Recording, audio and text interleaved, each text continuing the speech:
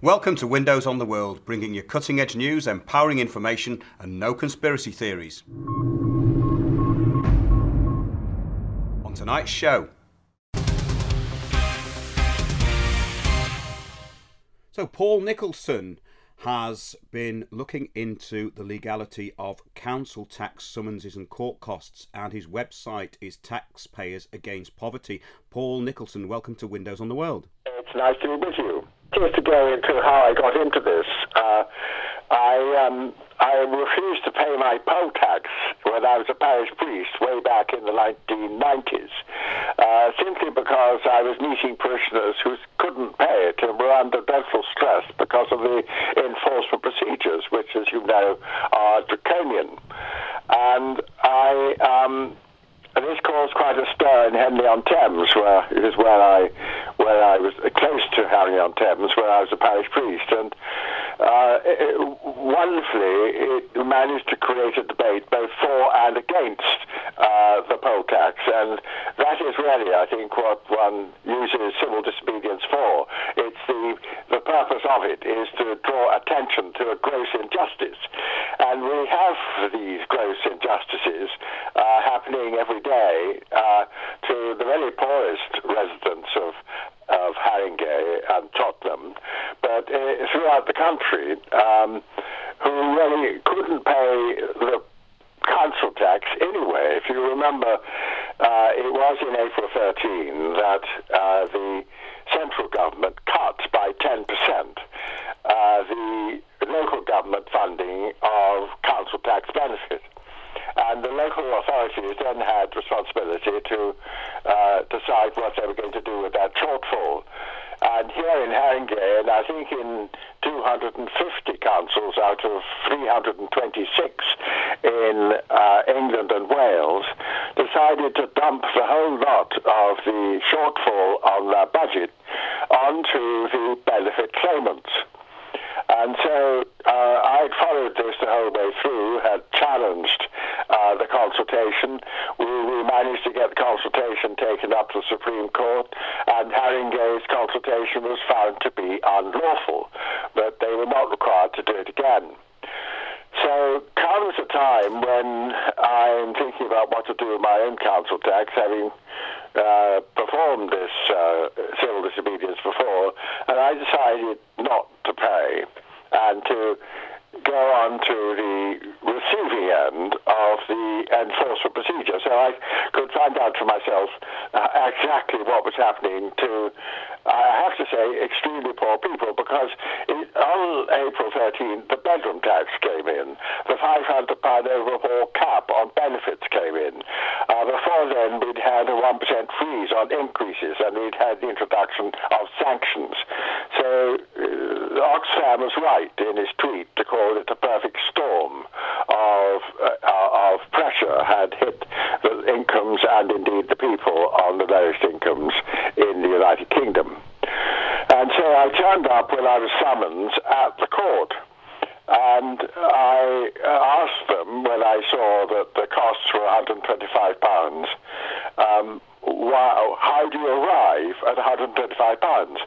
You know, you'd have thought that most people would understand that that was a breakdown, but they argued in court, in the High Court, that I hadn't even asked a proper question. The judge didn't take that one, and I worked in ICI, I worked in business. If anybody walked into my office with £145 or £125 and couldn't explain how they arrive at that amount, they probably have a black mark and tell again. So it wasn't a very complicated question, but they refused to answer. And my son was present in court with me, taking a note of everything they said. And what all they said was that we've got an email with an email agreement with the magistrates to £125, and the implication was it was all right. And they said you can afford £125, therefore you have a liability order. And anyway, I went, but I was totally dissatisfied, so I appealed that and said I wanted to go on a process called case stated. Now, case stated is you apply to the magistrate to state a case for the perusal of the High Court. And for the first two times I tried, they wouldn't even consider that as a question to be answered. They kept saying to me, you're using the wrong procedure. Until you get the right procedure, we can't answer any questions. And they kept on like this. Knew a very good lawyer called Helen Mudfield QC. And she came on board pro bono, which is the lawyer's term for the good of the public, for the public interest, and drafted the right letter for me. And they had to refuse. So once they had formally refused, we were then in a position to judicially review the formal refusal. And that's what happened. First of all, on October the 7th, I got permission I got leave to judicial review. And on April the 30th, we went through the whole process of the legal review of their decision to refuse to tell me. And the judge has really been extremely helpful because what we wanted, the strategy was to get the High Court to say what the law is about settling the amount of the court costs. And at the same time, I have asked the external auditor which I have a right to ask the external auditor to write a report in the public interest when the annual accounts of the council are open. So while they were open, I challenged the accounts and asked them to write a report in the public interest. They can also go back to the court and say this is illegal. But what the High Court has done, what Mrs. Justice Andrews has said, that when the magistrates are asked for an increase in costs by the local authorities, then they have to determine that the local authority has actually incurred those costs. They were actually spent. That the costs in question were incurred in obtaining a liability order. And they can't just put the chief executive's coffee on there. And that it was reasonable for the local authority to incur them. And she said that the magistrates are the only safeguard for the public against local authorities charging whatever they like. So the magistrates really do have to know, and in my case, on the 2nd of October 2013, they hadn't a clue. They simply did not know how £125 was arrived at, and didn't take any attempt to find out.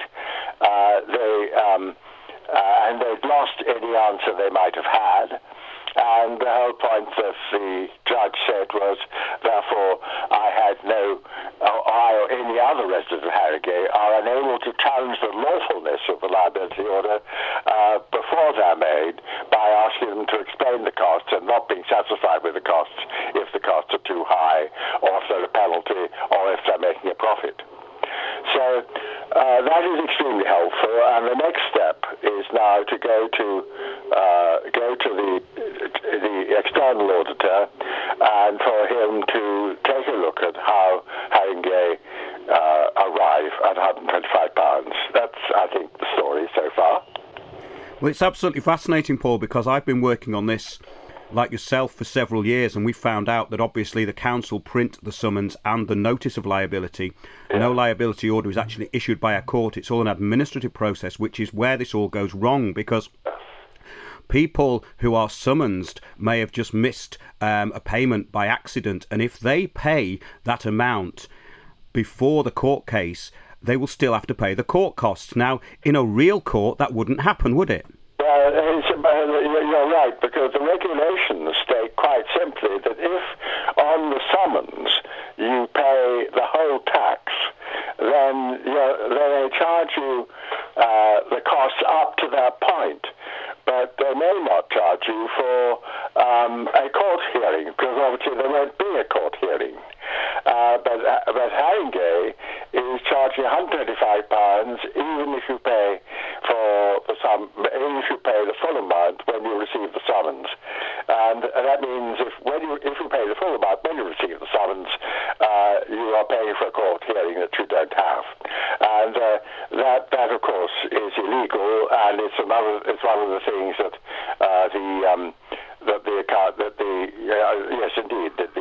the auditor will have to look at. So there is that problem as well. And also the enormous unfairness of it is that people are being taxed now. There are about 20,000 liability orders issued a year in Haringey. It went up by 5,000 from April 13 because benefits were being taxed for the first time since the poll tax. And of course more people can't pay.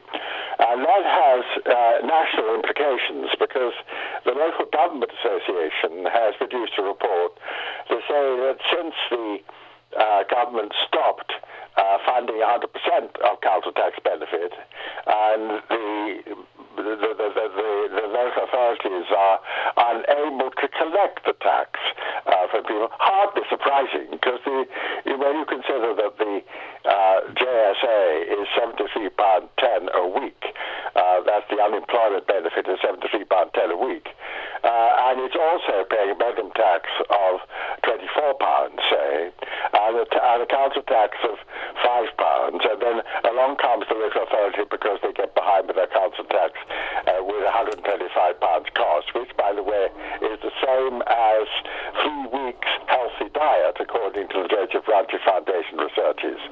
The whole situation simply spins into impossibility. And that's what's been happening, to the tune of £1 billion over 3 years, according to the Local Government Association. And that's £1 billion which could have been spent on the services that people need, and need even more when they're being bombarded by austerity. So it's a real catch-22. It's a spin downwards to a really nasty position, and one has to wonder what might be going to happen over the next 5 years. Well, that's absolutely right, and it's stuff that we cover on the show quite a lot. It ties into Agenda 21 and social cleansing, which is happening on a massive scale. I worry about the tenants always, because nationally 33% of householders are tenants. In London it's 47% are tenants, but here in Haringey it's 58%. So we have a majority of tenants, and of course whether it's social housing or whether it's council housing or private tenancies, the rents are all connected now to the market. 80% of the market, which is a social tenancy, is always going to go up because it goes up with the market without any link with the incomes at all. And that was one of the more sensible things that Miliband was talking about before the election, which was that there should be some cap on rents. And people are being churned out of social housing into the private sector, which is even higher. And the landlords don't get their rent, so they automatically evict. And over 8,000 people, over 8,000 households have been shunted out of London.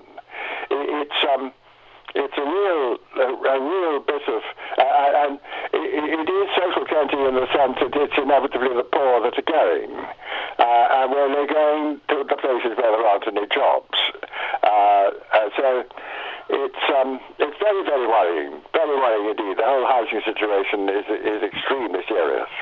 Well, it is, Paul, and it goes back to what these local authorities originally were, parish councils, and of course their duty was a liability to the people in that borough, and the people had a liability to them, and it was called the Poor Laws.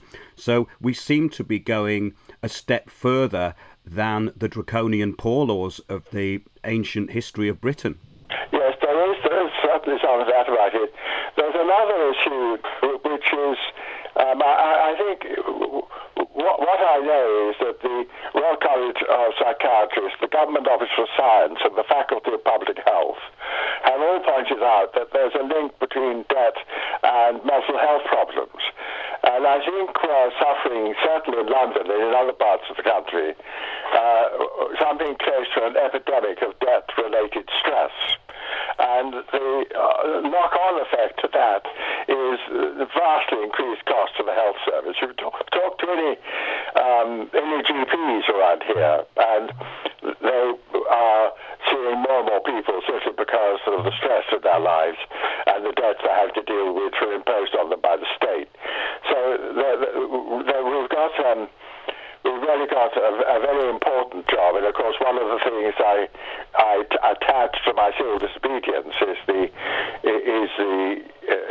an expression of protest at the damage done to the health of decent people who are being forced to pay debts they simply don't have the money for. That's the situation as I see it, and it's very, very good of you to give me an opportunity to speak on your radio.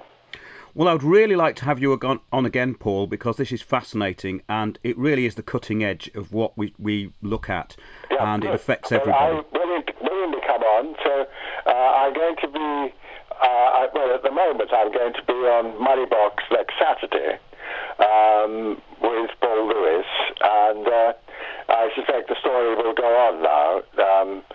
I had a good article in the Church Times recently, and there's much for the church to worry about here, because I do this very much out of my faith, which says that we should have to love everybody but treat the poor first. You support the poor, the sick, the lame, the disabled. They come first, and unfortunately the nation and the politics seem to reverse that. So we've got a very, very big and important job to do. I absolutely agree, Paul, and this change agent culture actually does affect the church as well, like you pointed out, and I'd like to go into that sometime with you in the future. All right, well, let's do that. Thanks very much, Reverend Paul Nicholson, for being on Windows on the World, and we look forward to another update. Okay, take care. Thanks for joining us on Windows on the World. Remember, keep watching those, watching us, watching Windows on the World. We'll see you soon.